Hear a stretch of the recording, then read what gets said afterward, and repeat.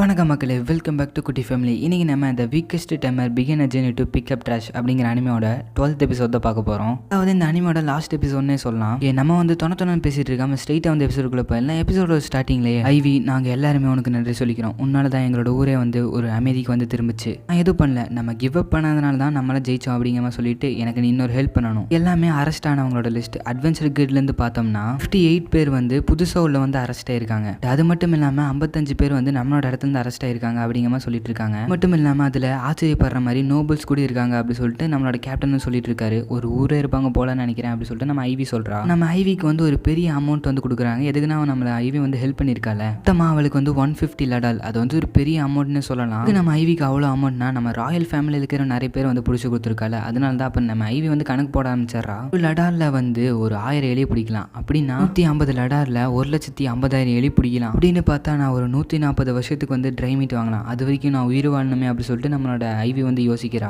நம்ம ஐவியும் காட்டுக்குள்ள வச்சிருந்த ட்ராப்பெல்லாம் எடுத்து பார்க்குற, எந்த ஒரு எலி எதுவுமே மாட்டல. அந்த இடத்துக்கு நம்மளோட சேலம் வந்து வந்தோடனே உன்னை பார்த்து ரொம்ப நாள் ஆச்சு அப்படின்னு சொல்லிட்டு நம்ம ஐவியும் அவனை பிடிச்சி கொஞ்சிட்டு இருக்கா. நம்ம சேலம் வந்து எங்கேயும் வந்து ஓடுறான். ஓடனே பார்த்தோம்னா நிறைய எலி வெளியே வருது. அப்புறம் அந்த ட்ராப்லாம் அந்த எலிகள் எல்லாம் மாட்டிக்குது. நம்ம ஐவியும் இதுதான் ஓட விட்டு பிடிக்குது அப்படின்னு சொல்லுவாங்களோ சொல்லிட்டு யோசிக்கிறா. ராகுல் அந்த கறிகள் எல்லாம் கொண்டு போய் கடைக்காரங்கிட்ட கொடுக்குறா. அந்த கடைக்காரரும் நீ நல்ல வேலை பண்ண, நல்லா ஃப்ரெஷ்ஷாக இருக்கு மீட் எல்லாம், எனக்கு வந்து நான் 1 லடால் வந்து தரேன், நீ வந்து கொடுக்கறது ரொம்பவே ஃபேமஸ் ஆயிடுச்சு, இதே மாதிரி எப்பவுமே கொடுக்கறதுனால தான் நல்லா சம்பாரிச்சிட்டு இருக்கேன், அதனால இன்னைக்கு இதுலேயே உனக்கு ட்ரீட் தான் அப்படி சொல்லிட்டு அந்த கடைக்கடை ஓனர் வந்து சொல்றாரு. அப்புறம் அந்த ஜிஎம் அப்படிங்கிற ஒருத்தர் இருப்பார்ல, எல்லாத்தையுமே கூப்பிட்டு ஒரு பார்ட்டி மாதிரி ஒன்று வச்சிருக்காரு. எதுக்குன்னா இந்த ஆர்கனைசேஷன்ல இருந்து அவங்க எல்லாத்தையுமே ஒழிச்சு கட்டிட்டாங்களே, ஸோ அதனால தான் வச்சிருக்காங்க. அப்புறம் அங்கிருந்து எல்லாருமே ஐவி சாப்பிடு அப்படின்னு சொல்லிட்டு ஐவிக்கு நிறைய சாப்பாடு கொடுக்க, இதுக்கு மேலே இவ்வளோ என்னால் சாப்பிட முடியாது அப்படின்னு சொல்லிட்டு நம்ம ஐவி வந்து சொல்றா. அவனோட லேட்டரும் சின்ன பையனுக்கு எதுக்கு இவ்வளோ சாப்பாடு, நீயே அவனுக்கு நிறைய சாப்பாடு கொடுப்ப, இப்போ நீயே பேச ஆரம்பிக்கிறியா அப்படி சொல்லிட்டு அந்த மொட்டத்தலைன்னு சொல்றான். உதவிக்கு நன்றி ஐவி அப்படின்னு சொல்லிட்டு அந்த கேப்டன் வந்து சொல்றாரு. அண்ட் அந்த ஃபால்டோரியாவும் அவனோட உண்மையை ஒத்துக்கிட்டான். ஆனால் அவன் வந்து புலம்பிக்கிட்டே இருக்கான். அவன் பண்ணது எல்லாமே நம்ம நல்லதுக்கு அப்படின்னு சொல்லிட்டு பொய் சொல்லிட்டு இருக்கான் அப்படி சொல்லிட்டு நம்மளோட கேப்டன் வந்து சொல்றாரு. இங்கேல் குழுவுக்கு என்னாச்சு, நீ மீலா பத்தின்னு கேட்குற, அவளை அரெஸ்ட் பண்ணிட்டாங்க, அவளுக்கு தண்டனை எதுவும் கொடுக்க மாட்டாங்கன்னு நினைக்கிறேன் அப்படின்னு சொல்லிட்டு இருக்கா. மீலாவும் இது எனக்கு தேவைதான், நான் எந்த கிரைமும் பண்ண முடியாதுல அப்படி சொல்லிட்டு இருக்கா. அவளுக்கு தண்டனை கம்மி பண்ணி தருவாங்கன்னு நினைக்கிறேன் அப்படி சொல்லிட்டு இவங்க பேசிட்டு இருக்காங்க. நான் வந்து அந்த ராயல் கேபிட்டலுக்கு எல்லா டாக்குமெண்ட்ஸும் அனுப்பிச்சிட்டேன், இனிமேல் அந்த ஒரு ஆர்கனைசேஷன்லேருந்து நம்மளுக்கு எந்த ப்ராப்ளமும் வராது அப்படி சொல்லிட்டு சொல்கிறாங்க. அந்த ஜிஎம்ஓ ஐவி உனக்கும் உன்னோட ஃப்ரெண்டுக்கு தான் நான் வந்து தேங்க்ஸ் சொல்லணும் அப்படின்னு சொல்கிறாரு. என் ஃப்ரெண்டா யாரு? கேப்டனும் சாரி ஐவி, நாங்கள் வந்து எல்லாமே ஜிஎம் கிட்ட சொல்கிற மாதிரி ஆயிடுச்சு. அவர் அந்த ஸ்டோன் எடுத்து பார்த்தாரு, ஸ்டோனை பற்றி எந்த மேஜிக் புக்லையும் போடல, அதனால எப்படி நீங்கள் பண்ணீங்க அப்படின்னு சொல்லிட்டு அவர் கேட்கும்போது நாங்கள் சோராவை பற்றி சொல்கிற மாதிரி ஆயிடுச்சு, மன்னிச்சிடு ஐவி அப்படின்னு சொல்லும் போது நீங்கள் என்ன பண்ண முடியும், சொல்லி தானே ஆகணும், இதுக்கு சோராவை மறைச்சி வச்சிருக்குன்னு சொல்லிட்டு எங்களுக்கு நல்லா புரியுது ஐவி, அந்த சோராவை நான் பார்க்கலாமா அப்படி சொல்லிட்டு நம்ம ஜிஎம் வந்து கேட்குறாரு. நம்ம ஐவியும் கண்டிப்பாக அப்படின்னு சொல்லிட்டு நம்மளோட சோராவை எடுத்து நம்மளோட ஜிஎம்க்கு வந்து காட்டிட்டு இவதான் என்னோட பெஸ்ட் ஃப்ரெண்ட் அப்படி சொல்லிட்டு சொல்கிறா. ஜிஎம் இப்படி ஒரு டிரான்ஸ்பரண்டான ஸ்லைம் இருக்குன்னு சொல்லிட்டு என்னால் நம்பவே முடியல, வந்து உண்மையாலுமே ரேரஸ்டான ஸ்லைம் தான் அப்படி சொல்லிட்டு சொல்கிறாங்க. அப்புறம் ஜிஎம்ஓ தேங்க்யூ சோரா அப்படி சொல்லிட்டு சோராக்கு தேங்க்ஸ் சொல்கிறாரு. ஜிஎம்ஓ சோரா, நான் உனக்கு கேட்குற தப்பாக நினச்சிக்க மாட்டியே, உன்னோட ஜேர்னி நீ கண்டினியூ பண்ணினா இந்த ஊர்லேயே நீ வந்து வாழ்ந்துக்கோ, ராயல் கேபிட்டலுக்கு வர போகிறேன்னு சொல்லிட்டு நான் கேள்விப்பட்டேன், அப்படி இல்லைனாலும் கொஞ்ச நாள் நீங்கள் வந்து தங்கிட்டு போ அப்படி சொல்லிட்டு அவர் வந்து சொல்கிறாரு.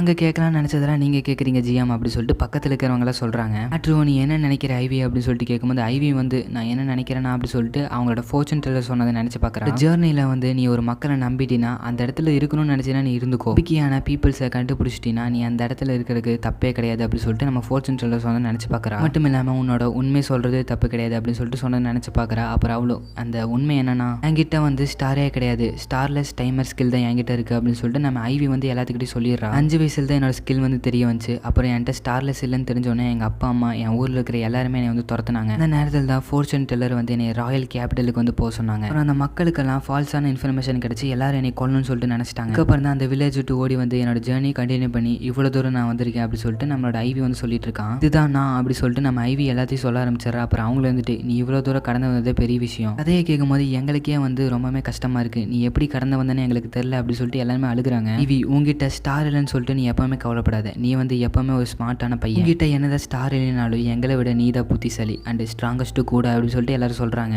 எல்லாத்துக்குமே வந்து தேங்க்ஸ் சொல்றான். அப்புறம் அவள் வந்துட்டு என் ஜேர்னி வந்து நான் கண்டினியூ பண்ண போறேன், நீ இங்க தங்க போகுது இல்லையா அப்படி சொல்லிட்டு கேட்கும்போது ஆமா இங்க தங்க மாட்டேன், ஃபோர்ச்சூன் டெல்லர் என்னை ராயல் கேபிட்டலுக்கு தான் வந்து போக சொன்னாங்க, வர வழியில் ஒக்டோ அண்ட் வேலி அப்படிங்கிற 2 பேர்த்த சந்திச்சேன், அவங்களும் உண்மையாலுமே ரொம்பவே நைஸானவங்க, அவங்க என்ன ரொம்ப நல்லா புரிஞ்சுக்கிட்டு எனக்கு நிறைய விஷயத்துல நிறைய ஹெல்ப் பண்ணியிருக்காங்க, அதே மாதிரி தான் நீங்களும் ஒரு மான்ஸ்டர் கிட்ட இருந்து என்னை காப்பாற்றி என்னை இவ்வளோ தூரம் வந்து கூட்டிகிட்டு வந்திருக்கீங்க. ஃபோர்ச்சூன் டெல்லர் சொன்ன மாதிரி நான் பயணத்தில் நிறைய பேர்த்த சந்தித்தேன், என்னைய நிறைய மாற்றிட்டீங்க, இனிமேல் நான் ஓட தேவையில்லை, என்னதான் ஸ்டார்லெஸ்டாக இருந்தாலும் நான் என்னோட ஜேர்னி வந்து கண்டினியூ பண்ணுவேன் அப்படி சொல்லிட்டு நம்ம ஐவி வந்து சொல்கிறா. ஜேர்னியில் நான் என்ன விஷயம் பண்ணும் அப்படிங்கிறத வந்து நான் கண்டுபிடிக்க போகிறேன், போகிறேன், அவங்களுக்கு நான் உதவி செய்யணும் அப்படின்னு சொல்லிட்டு நம்ம ஐவி சொல்கிறேன். நல்ல விஷயம் சொன்ன ஐவி, நல்ல ஒரு விஷயத்த சொன்ன ஐவி, நீ உண்மையாலுமே மெச்சூராக தான் இருக்க அப்படி சொல்லிட்டு அந்த கேப்டன் சொல்கிறாரு. எங்களை விட்டு நீ போறியா அப்படி சொல்லிட்டு அந்த மொட்டையை கேட்க, இடத்துல இருந்தவனும் இந்த ஸ்லைம் வந்து நான் மிஸ் பண்ணுவேன் அப்படி சொல்லிட்டு அந்த ஸ்லைமை பிடிச்சி கொஞ்சிட்டு இருக்கான். லைட்னிங் கிங்கோட கேப்டனும் ஐவி போகிற வரைக்கும் இந்த பார்ட்டி நம்ம என்ஜாய் பண்ணுவோம் அப்படி சொல்லிட்டு அந்த பார்ட்டியை வந்து என்ஜாய் பண்ணிட்டு இருக்காங்க அவங்களும். நம்ம ஐவியும் நம்மளோட சோரை ஒரு மதில் மேலே வச்சுட்டு இதுதான் ரியல் ஹாப்பினஸ்ன்னு சொல்லுவாங்கன்னு நினைக்கிறேன் அப்படி சொல்லிட்டு சிரிக்கிறா. நம்ம ஐவியும் அவரோட ஜேர்னியை கண்டினியூ பண்ணுறதுக்காக கிளம்பிட்டா. அப்புறம் எல்லாரும் கூடி நின்றுட்டு எதுவும் மறக்கல, சாப்பாடெல்லாம் எடுத்துக்கிட்டியா, நான் வேணா உன்னை கொண்டு போய் விடுவா அப்படி சொல்லிட்டு வந்து கேட்டுட்டு இருக்கான். நீ ஒன்றும் பண்ண தேவையில்ல, அவன் உன்னை விட அறிவாளிதா அப்படி சொல்லி கேப்டன் சொல்கிறாரு. நம்ம ஐவியும் நீங்கள் கொடுத்த மேஜிக் பேக் வந்து ரொம்பவே வெயிட்டே இல்லாமல் இருக்குது, அந்த மேஜிக் பேக்கில் நீ எவ்வளோ பெரிய பொருள் போட்டாலும் அது வந்து ஒன்றுமே ஆகாது, அது வெயிட்டே தெரியாது, அது மட்டும் இல்லாமல் சாப்பாடெல்லாம் கெட்டு போகாது அப்படிங்கிற மாதிரி சொல்கிறாங்க. வேணா மான்ஸ்டர் உன்னை அட்டாக் பண்ணுச்சுன்னா அது டிஃபீட் பண்ணுறதுக்கான எக்யூப்மெண்ட் கூட அதில் இருக்குது அப்படி சொல்லிட்டு அவங்க சொல்கிறாங்க. கேப்டனும் அந்த ஸ்லைமை பற்றி நான் படித்து பார்த்தேன், 1 ஸ்டார் வச்சிருக்கவங்க கூடயும் அந்த ஸ்லைமை வந்து கண்ட்ரோல் பண்ண முடியாதாமா. இந்த ஸ்லைம் வந்து உங்க கூட வந்து நல்லா அட்டாச் ஆகிடுச்சு, அதனால தான் அந்த ஸ்லைம் வந்து அன்னைக்கே டிஸப்பியர் ஆகாமல் இருந்திருக்கு. என்னுடைய திறமையை பார்த்து தான் ஸ்லைம் உங்க கூட இருக்குதுன்னு நினைக்கிறேன் அப்படி சொல்லிட்டு அவர் வந்து சொல்கிறாரு. வேலை அன்னைக்கு சோரா எனக்காக தான் பிறந்தாளா, அவள் பிறந்தனால தான் நாங்கள் போனோம் அப்படி சொல்லிட்டு நம்மளோட ஐவி யோசிச்சு பார்க்குறா. நம்ம ஐவி கிளம்பிடுறா. அவங்களும் உனக்கு வரணும்னு தோணுச்சுன்னா இங்கே வந்து வந்துரு, எதுவும் நினச்சிக்காத, இது வந்து உன்னோட வீடு மாதிரி, நீ எப்போ வேணா வரல ஐவி, நான் உங்களை மிஸ் பண்ணுவேன் அப்படி சொல்லிட்டு நம்ம ஐவி வந்து சொல்கிறா. ஐவி போயிட்டு வரேன் அப்படி சொல்லிட்டு போக அவங்களும் பார்த்து போயிட்டு வா அப்படி சொல்லிட்டு வந்து டாட்டா காமிச்சிட்டு இருக்காங்க. நம்ம ஐவி கொஞ்சம் தூரம் போனக்கப்புறம் அந்த மான்ஸ்டர் வருது. அது வேற யாரும் இல்லை, நம்மளோட செயல் தான். அவங்களும் இது அந்த அடாண்டலா தானே, இது கூட ஃப்ரெண்ட்ஷிப் வச்சுக்கிட்டாலா, அவள் உண்மையாலுமே பவர்ஃபுல் தான் அப்படி சொல்லிட்டு அவங்க யோசிக்கிறாங்க. நம்ம ஐவியும் எது அவங்களுக்கு பிரிஞ்சு போக மனசு வரலையா அப்படி சொல்லிட்டு வந்து யோசிக்கிறா. அப்புறம் அந்த ஸ்லைம் இருக்குல்ல அதுவும் வெளியே வருது. அப்புறம் அவங்க 3 பேருமே அப்படியே நடந்து போக, என் பேர் வந்து ஐவி, என்கிட்ட டைமர் ஸ்கில் இருக்குது, பட் என்கிட்ட ஸ்டார்ஸ் இல்லை, ஆனால் என்கிட்ட நிறைய ஃப்ரெண்ட்ஸ் இருக்காங்க அப்படிங்கிற மாதிரி சொல்ல இந்த எபிசோட முடிக்கிறாங்க. அதாவது இந்த அனிமையோட ஃபர்ஸ்ட் சீசன் வந்து முடியுது. நான் இந்த அனிமே ஃபஸ்ட்டு போடும்போது தமிழ் டபுள் இருக்குன்னு சொல்லிட்டு எனக்கு தெரியல, பாதி எபிசோட தான் நான் பார்த்துருந்தேன், அதுக்கப்புறம் தான் அப்லோட் பண்ண ஆரம்பித்தேன். அவ்வளோ ஒருத்தான்னு சொல்லிட்டு யோசிச்சுட்டு இருக்கும்போது தான் எல்லாரும் தமிழ் டபுள் இருக்குன்னு சொல்லியிருந்தீங்க. அவ்வளோ ஒருத்தான்னு சொல்லிட்டு நான் யோசிச்சுட்டு இருந்தேன். அப்புறம் லாஸ்ட் எபிசோட முடிக்கும் போதே தெரியுது உண்மையாலுமே இது தமிழ் டப் பண்ணுற அளவுக்கு ஒருத்தாங்க. வழக்கம் போல சொல்கிறது தான், நான் எல்லா அனிமே முடிக்கும் போது ஒரு ரேட்டிங் கொடுப்பேன். இந்த அனிமைக்கு வந்து 10க்கு வந்து 8.5 வந்து நான் ரேட்டிங் கொடுக்குறேன். நீங்கள் எவ்வளோ கொடுப்பீங்கன்னு சொல்லிட்டு நம்ம கமெண்ட் பாக்ஸில் சொல்லிடுங்க. அதே மாதிரி நெக்ஸ்ட் போட போகிற அனிமே வந்து உண்மையாலுமே பயங்கரமாக இருக்கும், நீங்கள் அதை மிஸ் பண்ணிடாதீங்க. இது வந்து RPG கேமை பேஸ் பண்ணுது. ஸோ நாளைக்கு வரும், யாரும் மிஸ் பண்ணிடாதீங்க. ஓகே ஃப்ரெண்ட்ஸ், நெக்ஸ்ட் அனிமேல பார்ப்போம். அது வரைக்கும் பாய்.